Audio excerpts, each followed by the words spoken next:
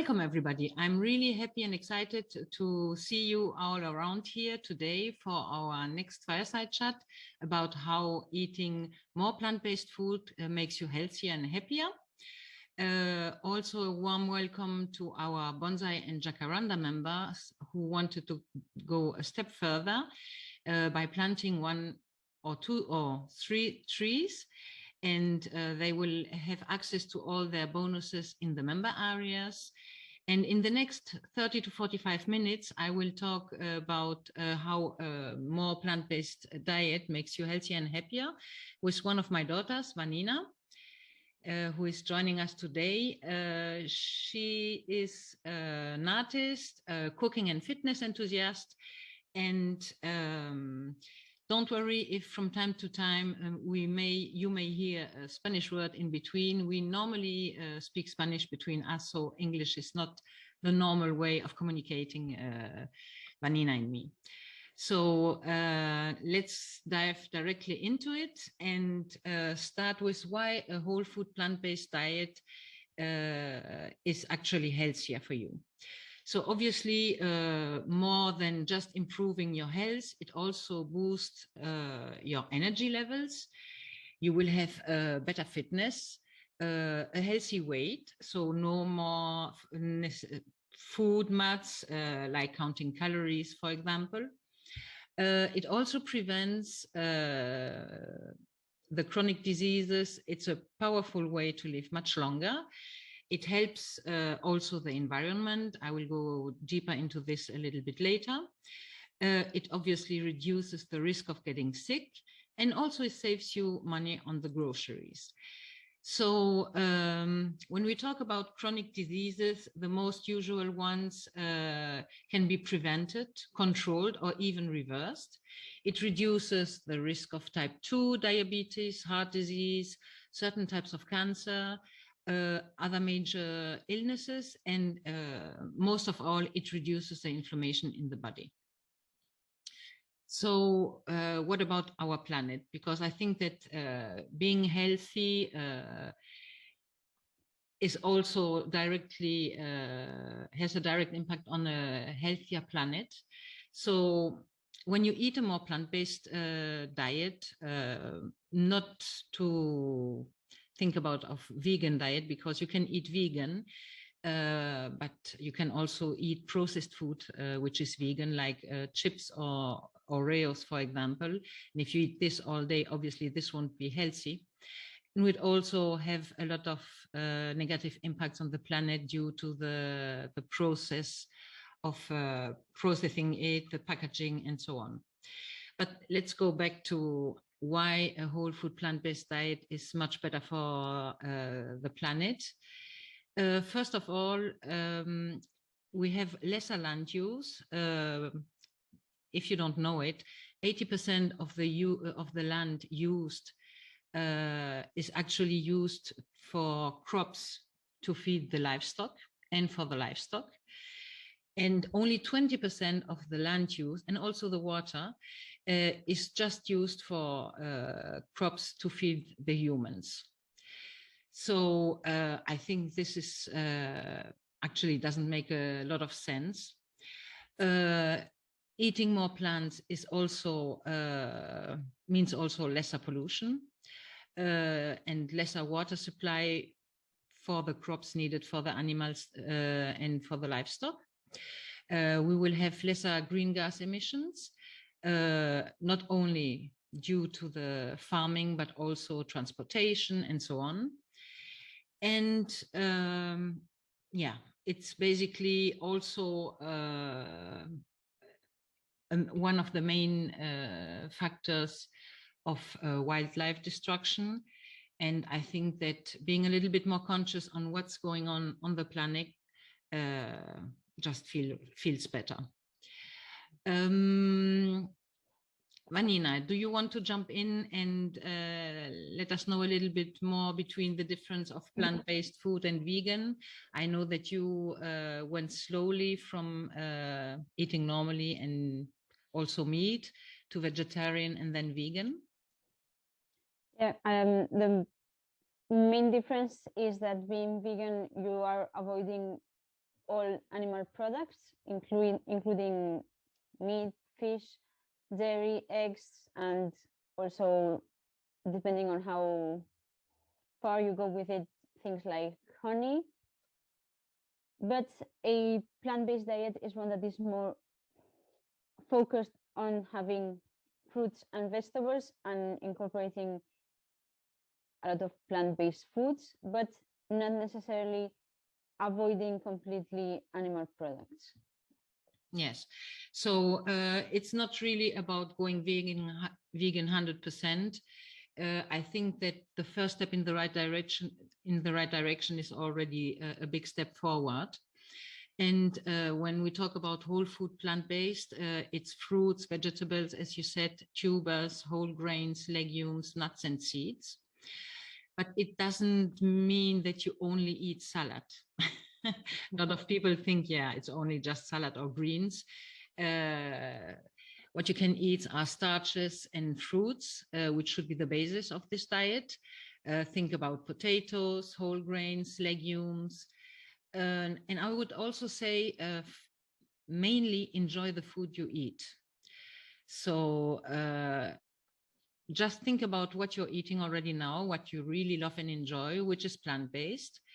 And rather than thinking about what you can't eat, think about all the things you're already eating, which are plant-based and which you really enjoy. Eat the rainbow. When you eat the rainbow, this means basically that you eat all types of colors from fruits and vegetables: green, red, yellow, orange, blue, white, brown.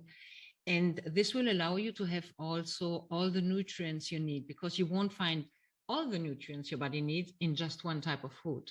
So the different colors mean different phytonutrients the plants have, which will obviously improve your health. Another important factor is also to eat seasonally. I mean, it doesn't make sense to eat tomatoes in the winter. Firstly, because they won't taste that good. Secondly, it's not really sustainable. So think seasonally and at the same time locally. Why do we need to eat something which comes from the other side of the world when we can eat super delicious food which is grown nearby? Obviously, when you think seasonally, sometimes you really crave or you want to eat something which may not be in season. But there are also way arounds. So eating frozen food or canned food, and when I say canned, you can can it yourself, or go for something which is in a glass rather than in a can. Frozen fruits normally are harvested when they're and directly frozen, so they're really fresh and oftentimes even fresher than what you can find in your supermarket. When you think about cooking, what is one of the things you always put into the meals you prepare? Well, I always, apart from the basic having protein, fruits and vegetables, and some type of carb, I always put a lot of spices into my meals, and that is the basic thing that allows for more creativity and just to not get bored of eating always the same stuff. So you can make two pretty similar meals, but swapping out the herbs and spices you use will completely change the flavor. So that way you don't get bored of eating always the same stuff. Are you thinking about, like, I think you told me once, like different cuisines, so Italian cuisine or Indian cuisine or Asian cuisine, so just by changing the spices and herbs? Yeah, that's also something I think about too. That's also something I think about first before the herbs and spices, to just see how I structure the meal. So I instead of thinking about the individual components of each meal, I think about different types of cuisines and what meals I already know from those cultures, for example. So that way it's easier to form the, let's say, the plate based on that. Yes. So usually when you talk about a plate, I usually when we think about when you go when we are going to a restaurant, for example, the main ingredient in a dish or on the plate is always the meat or the fish. And if you're lucky, you have a little bit more of greens on the side, but it's really not the main part. I usually go for half of my plate made out of veggies, 25% of protein, which doesn't necessarily have to be meat or fish, and 25% of carbs. So I know that you are going for an easier way, which is 1/3, 1/3, 1/3. Yeah, that's the easiest way I have found to make my plate. It's easier to just, for example, take one vegetable, one source of protein, and one, let's say, portion of each, and then make the meal with that, rather than, because, for example, when you're making some type of vegetables like spinach or vegetables that can shrink a lot, you really don't know how much, let's say, you're going to be left with in your plate afterwards once you've cooked it. So I more or less think about the same amount and then go from there. Yes. So yeah, and I will dive into one of the most asked questions, which is the protein. So we think that we need a lot of protein, that you won't have it if we go whole food plant-based or vegan. But actually 10 to 15% of the daily calorie intake is more or less 50 or 60 grams per day of protein. And usually those who are on a vegetarian or a vegan diet get more than 70 grams of proteins a day. So this is really not a problem at all. And I would even say more, you are a fitness enthusiast. So you're not only just working out from time to time, but you are doing semi-marathons and CrossFit. So how is your approach to protein? I, well, more or less like we talked before, I do a third of each. So that way, having in mind that I need to get a certain amount of protein, I don't think about it anymore. So I just try to have some form of protein in each meal, and that's basically it. I don't worry about how much protein I'm getting. I think that, as you said, we already get more than enough protein in many cases. And if you are vegetarian and especially vegan, you do need to take it into account. But as long as you think about having a little bit with every meal, I think you're good. Yes, and I think that this is something most people forget, and they think about protein just for lunch and dinner, but having protein at breakfast is also important.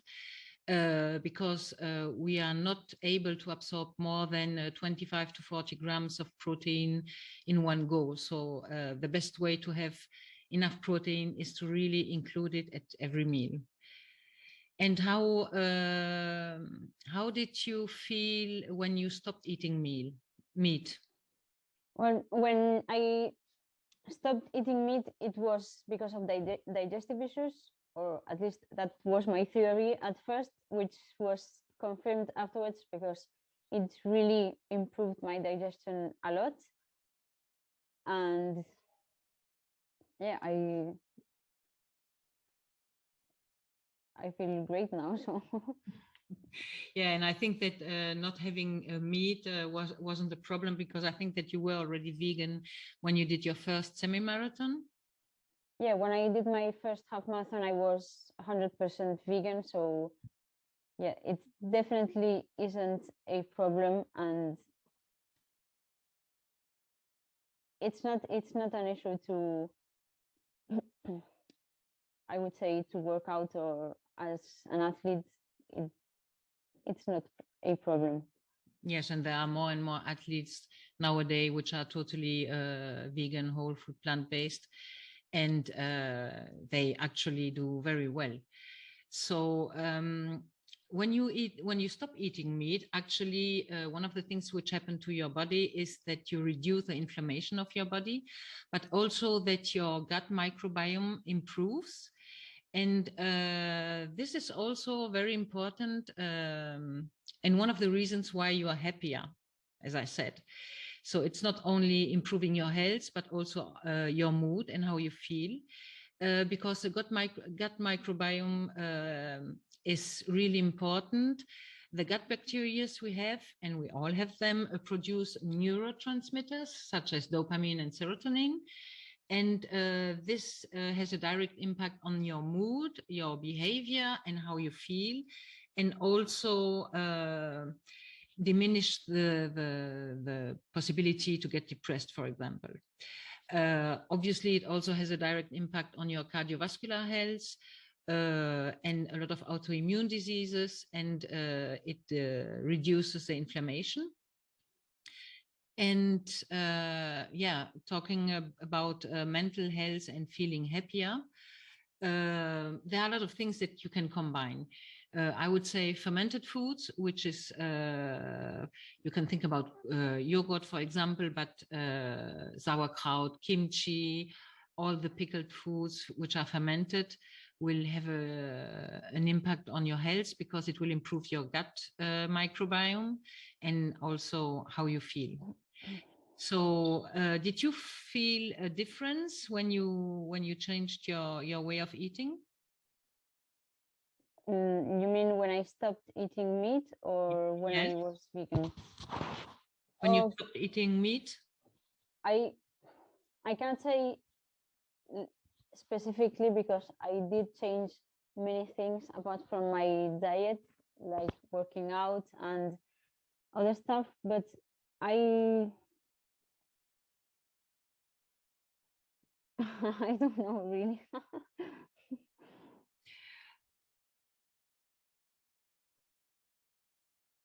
More energy.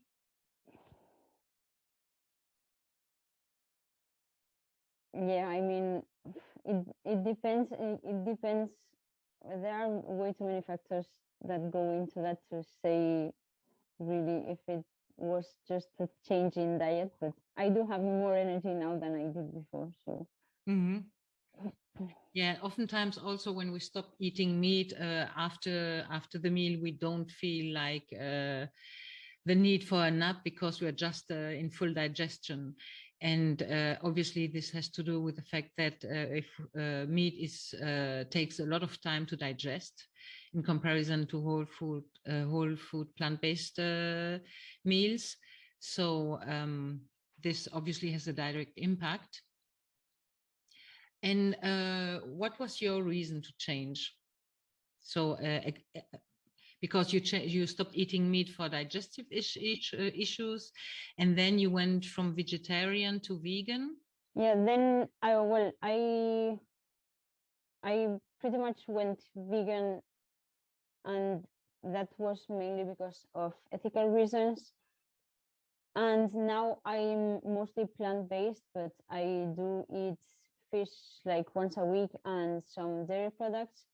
And that's just because I find it easier, and because I don't feel as restricted in the foods I'm eating. Mm-hmm. Yeah, I think it's more important to focus on what you have rather than what you can't eat.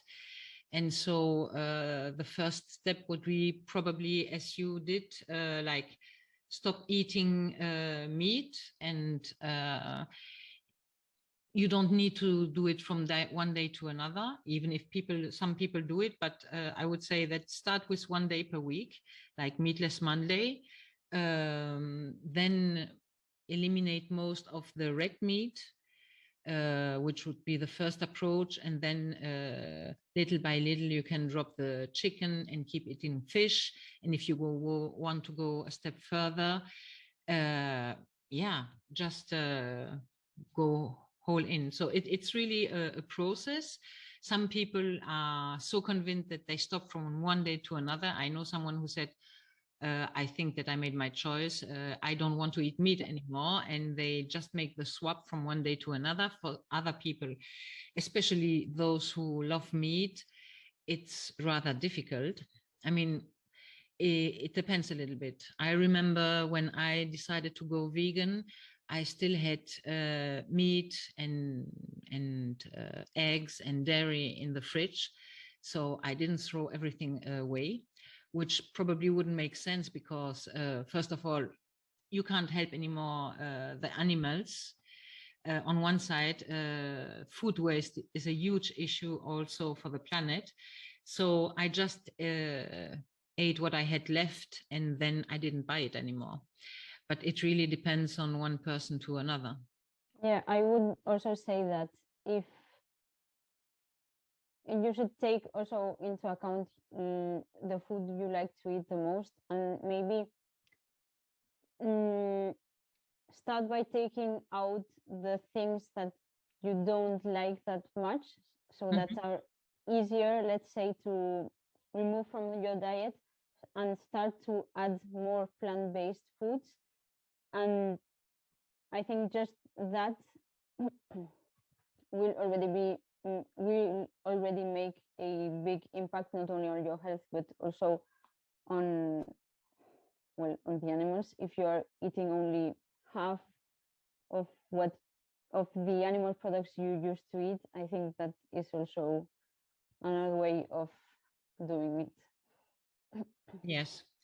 I mean, it's like think about the rain. If drops fall, one drop alone won't make an impact. But if you have a storm and a huge amount of water falling, this is when you have floods and so on. So it's really, if everyone would take one step further and just drop 1 day per week, it would already make a huge difference. Mm-hmm. So also, do you really need to have the huge amount of fish or meat on your plate? Maybe just half of it would be enough. Mm-hmm. I mean, long time ago, eating meat was actually people were doing this on a Sunday or on special occasions, and the rest of the week they wouldn't eat meat, or not very not many meat in the dishes. And now it's really like every day you need your meat, oftentimes twice a day, and in so it's pretty too much. So when you see that the normal Western diet accounts for more than 80 grams of protein per day, it's even too much of what we need to function well. So yeah. Tell me a little bit, you're always so inventive with what you prepare. So how does 1 day of eating for you look like? Well, I usually have for breakfast pretty much the same thing, which is oatmeal or some toast with fruit and yogurt, and then I have a warm meal at lunch, which can be, I don't know, pasta or rice, or yeah, pretty much what we talked before, some vegetables, some protein and some carbs. And then at night I usually have a salad and a kind of sandwich. Mm-hmm. And When you say pasta, I mean, people think of like pasta, but these are only carbs. Where do you find the veggies inside? So can you tell us Yeah, a little bit more yeah. about Well, how as you I do it? said, I obviously take mm, the meals like pasta that we already know, and still take into account the vegetables and the protein. So I will make a bunch of vegetables with which I will make probably into a sauce or something like that for the pasta, and then the protein I'll add maybe textured soy or lentils to do some type of bolognese, or even sometimes use something like chickpea pasta or lentil pasta, it's pretty available now at most supermarkets. And yeah, that way it's a healthier version. Yeah, so you always have your load of veggies in each fruits or veggies, because I suppose that in the morning it's rather fruits and veggies in each meal. Hmm. So yeah, because normally when you say in the morning you eat oatmeal, but I know that it's not just plain oatmeal what you eat. Yeah, well, I always put a lot of food, normally depending on the season. Like, for example, now in winter, it's mostly apples and oranges, which I have from my garden. And then in summer, there are many more options to choose from. And even in summer, I'll change my way of eating to eat more fresh fruits and vegetables, just because there is a bigger variety of them. And yeah. Mm-hmm. Another thing which I wanted to talk about is also fibers, Mm-hmm. because it's really important as you eat less processed food and you eat more fruits and vegetables. One of the main things you will get more of are fibers, and this not only helps you be regular, but it also improves the levels of blood sugar, and also will make you feel less hungry. Yeah, well, it makes you be more satisfied with the meal, and keeps you fuller for longer. Like we said, for example, the pasta, if having the same amount of pasta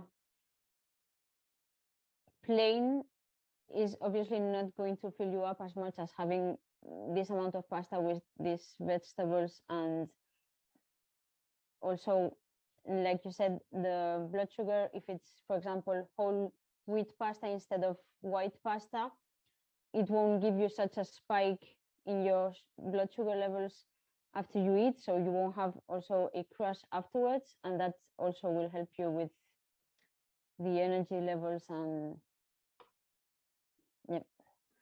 Yes, one of the things we don't think of is that the more processed food we eat, the less fiber we have in it, the more sugary food we eat. And even if you go, for example, for a hamburger, you can eat 3 hamburgers in a row and still feel hungry after half an hour. Why? Because one of the other things which is really missing are the nutrients your body needs. So you will get this kind of message: I'm hungry, but actually it's not that you're hungry for food, it's that you are hungry for nutrients.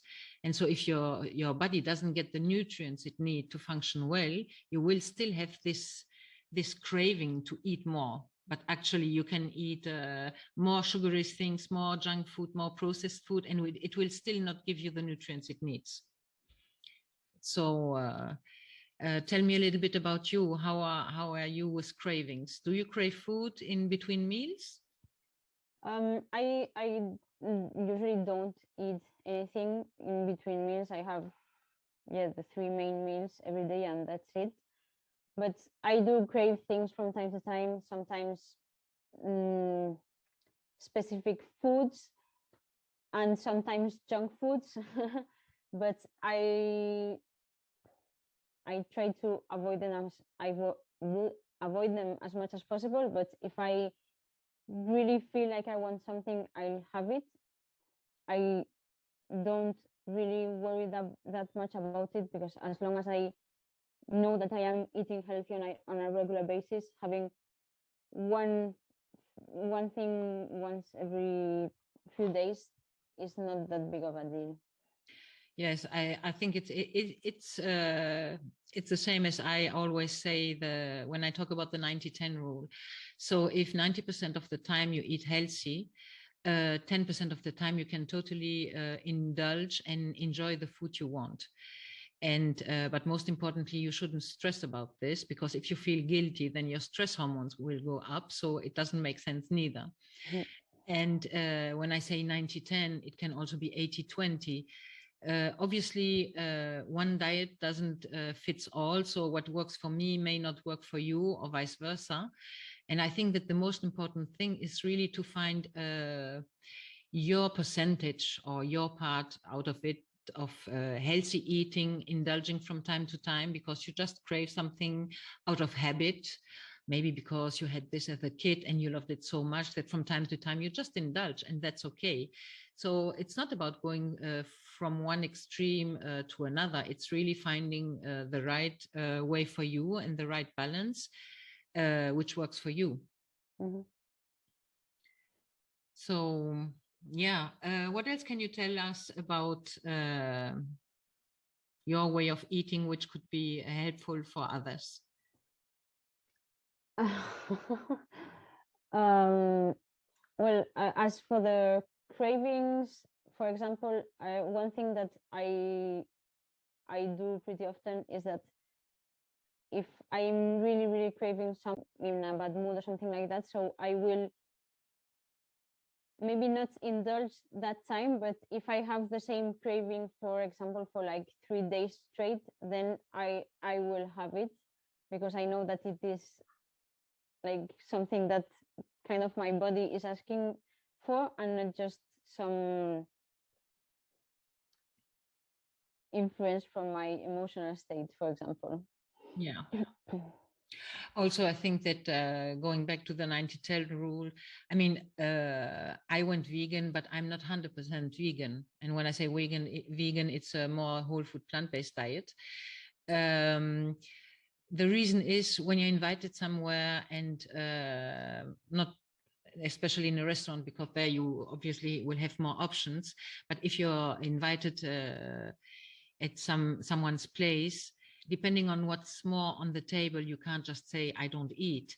So I think it's really finding the right balance. I think you have the same view on this as well. Yeah, yeah.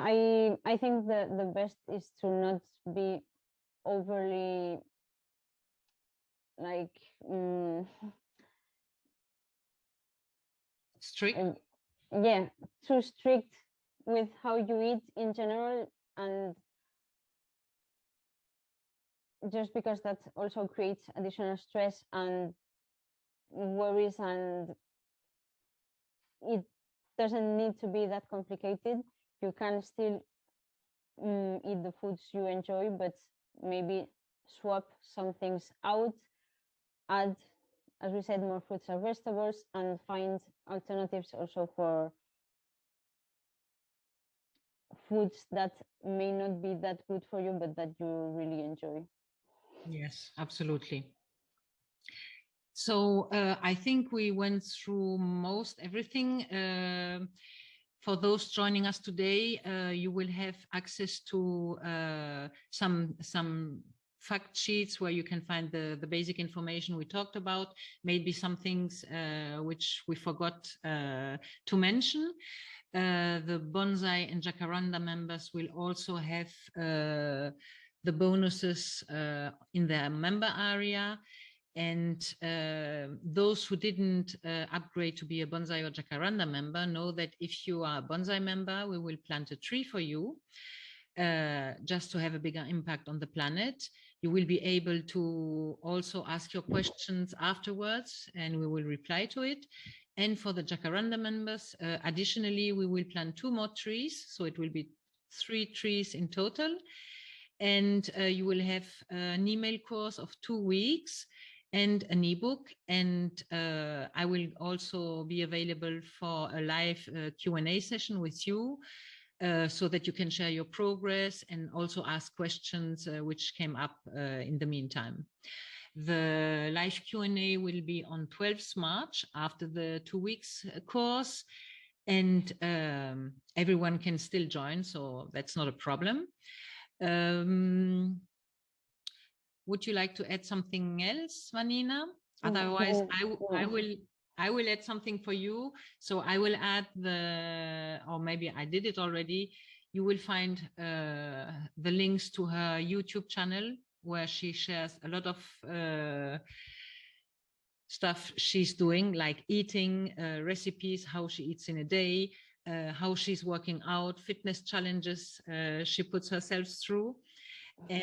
And yes, and so that I would really say follow her, subscribe to her channel, because there is new stuff coming out regularly. And I'm really happy to have you here today. And I'm really looking forward to take altogether one step or one further step in the right direction, and make the planet a better and healthier place to stay and to live in, and especially to live healthier. So next time in March, I think it's also the 24th, we will have the next fireside chat. And if you have ideas for other topics you want us to talk about, let us know. Each time I have another invited person, so we can talk and improve our planet a little bit more each time. See you at the next fireside chat. Bye. Bye.